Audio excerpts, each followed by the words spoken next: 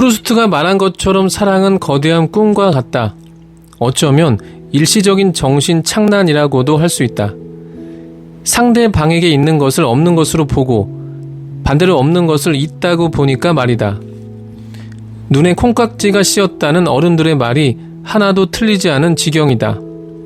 애인의 가난함은 게으름 탓이 아니라 순수함 때문이라고 생각하고 애인의 소심함은 우유부단함 탓이 아니라 섬세함으로 생각하니 사랑이 백일몽 같다는 말이 맞기는 맞는가 보다. 그러나 꿈은 언젠가 반드시 깨어나는 법. 황홀한 꿈일수록 깨어날 때는 더 비참해지기 마련이다. 꿈속에서는 재벌이었는데 눈을 뜨고 보니 비좁은 단칸방에 누워있다는 사실에 직면한다면 그 참담함을 말해 무엇하겠는가. 여기 자신들의 눈에 콩깍지가 떨어져 버린 서글픈 남녀의 이야기가 있다. 이사벨에게 귀족적인 생활은 고도의 지식과 자유가 결합된 것으로서 지식은 인간에게 의무감을, 자유는 향락을 준다고 생각했다. 그러나 오스먼드에게 귀족적인 생활이란 완전히 형식적인 것이며 의식적으로 계산된 태도였다. 그는 오래된 것, 신성한 것, 계승된 것을 좋아했다. 이사벨도 마찬가지였지만 자신이 선택한 것을 좋아하는 척했을 뿐이다.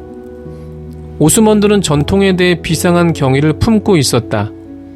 언젠가 그가 이사벨에게 전통을 갖는 건 누가 뭐래도 좋은 일이지만 불행히도 전통을 갖고 있지 않을 경우에는 즉시 그것을 만들어야 한다고 말한 적이 있었다.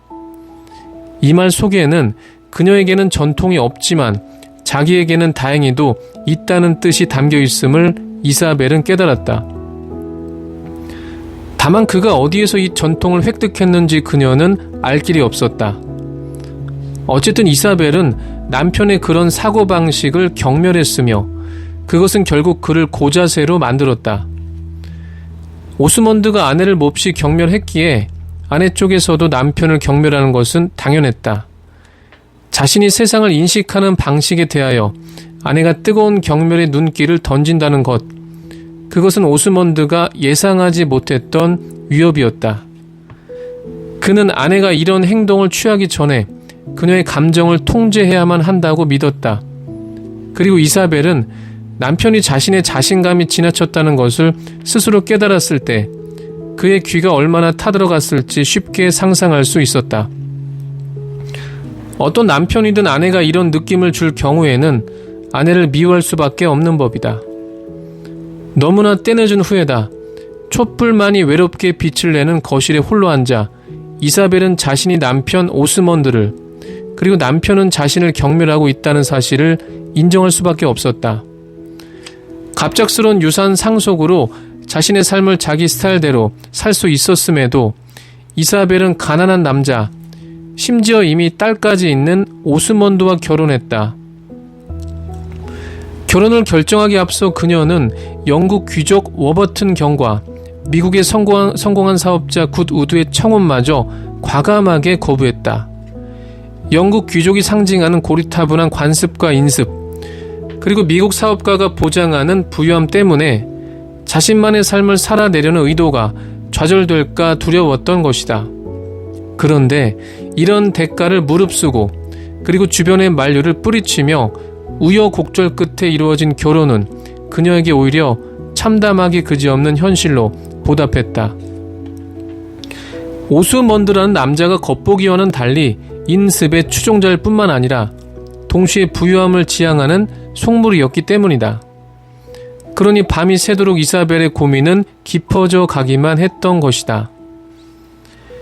헨리 제임스의 소설 여인의 초상은 사랑과 결혼 그리고 부부 생활에 고뇌하는 한 여성의 내면을 담담한 필치로 서럽게 묘사한다. 한때 설렘과 열정의 대상이었던 두 남녀가 어쩌다가 서로를 경멸하는 관계에 이르게 되었는지 안타깝기만 하다. 부부를 사로잡고 있는 경멸이라는 감정에 좀 더 섬세한 메스를 가하려면 스피노자의 도움이 필요하다. 경멸이란 정신이 어떤 사물의 현존에 의하여 그 사물 자체 안에 있는 것보다 오히려 그 사물 자체 안에 없는 것을 상상하게끔 움직여질 정도로 정신을 거의 동요시키지 못하는 어떤 사물에 대한 상상이다. 스피노자 에티카에서. 탐욕스럽고 이기적인 사람과 만나 시간을 보낼 수밖에 없을 때 우리는 자꾸 타인을 배려하는 섬세한 마음씨를 떠올리는 경우가 있다. 이런 소중한 정신적 태도가 떠오를수록 우리는 지금 내 눈앞에 있는 사람 자체를 무시하고 심지어는 부정하게 된다.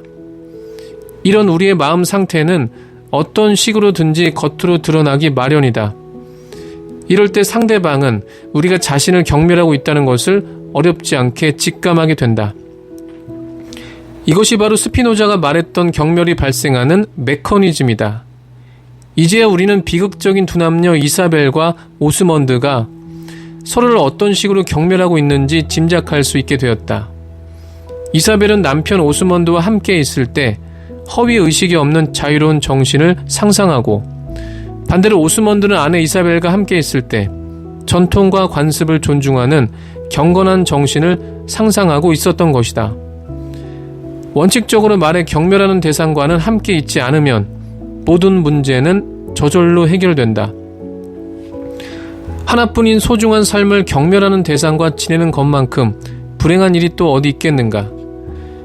자기만의 생각과 감정을 소중하게 여기고 있다면 이사벨은 단호하게 오스먼드와 헤어져야만 했다. 그렇지만 이사벨은 자신이 생각한 것만큼 실제로 당당한 여성은 아니었던 것이다.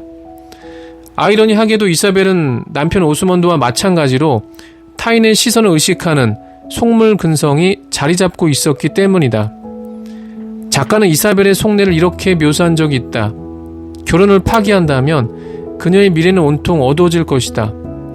오스먼드와 결별하면 영원히 그렇게 되는 셈이며 서로의 요구를 받아들일 수 없음을 공공연히 인정한다면 그들의 시도가 모두 실패로 끝났다는 것을 인정하는 셈이다.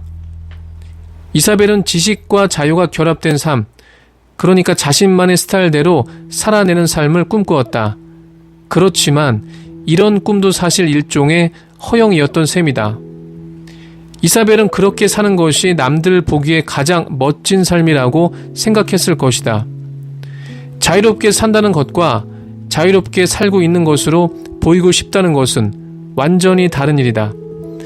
그렇지만 남의 눈을 의식하는 사람이 어떻게 진정한 자유를 구가할 수 있겠는가? 남편 오스먼드가 타인의 시선을 의식했던 것처럼 그녀도 그만큼 타인의 시선을 의식하는 여자였던 것이다.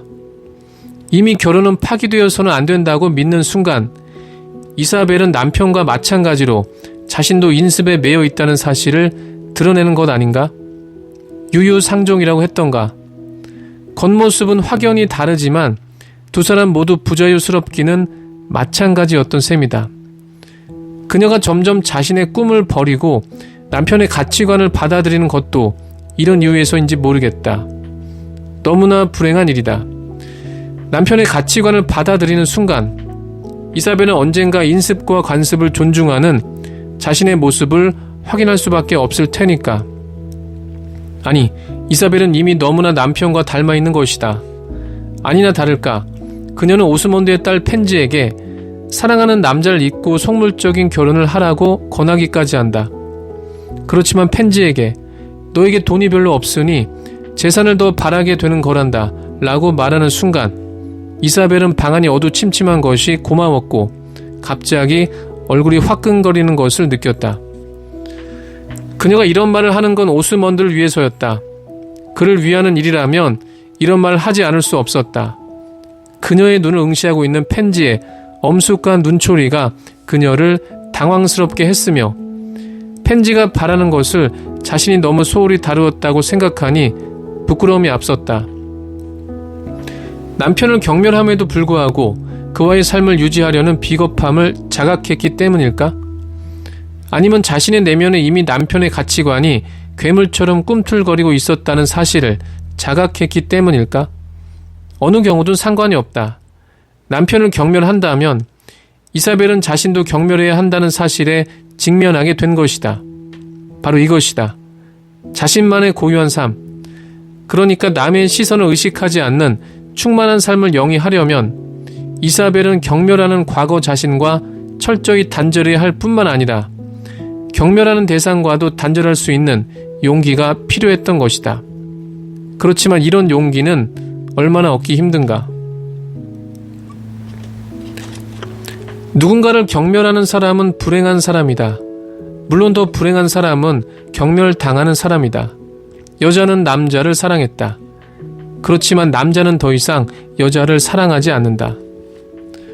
그렇다고 여자가 어떻게 남자를 쉽게 포기하겠는가? 그것은 사랑을 포기하는 것이자 동시에 자신이 느낀 기쁨을 포기하는 일이니까 말이다. 바로 여기에 사랑의 비극이 있다. 여자는 남자와 함께 있을 때 기쁨을 느끼지만 남자는 여자와 함께 있을 때 슬픔을 느낀다. 어차피 언젠가는 헤어질 수밖에 없는 관계인 셈이다.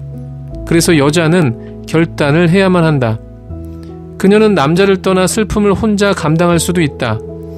아니면 남자를 억지로라도 붙잡아서 둘 다 슬픔에 빠뜨릴 수도 있다.